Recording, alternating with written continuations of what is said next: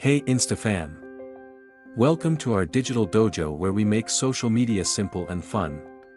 Today, we're tackling a question that's crucial for all you aspiring influencers and Insta artists out there: how do you post on Instagram?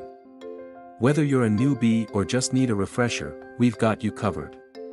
Let's jump right in.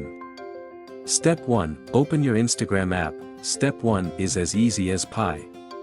Just tap that colorful camera icon and open up your Instagram app. Step 2, tap the plus icon. Next, you'll want to tap the plus sign at the bottom of your screen. This is your gateway to sharing your world.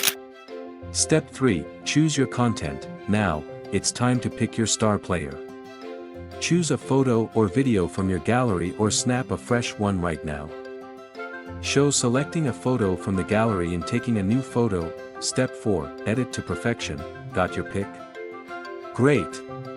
Let's make it pop. Crop, filter, adjust, make it shine.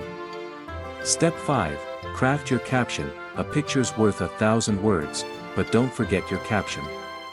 This is where you tell your story. Show typing a caption. Step 6, share with the world. All set? Hit share and watch the likes roll in.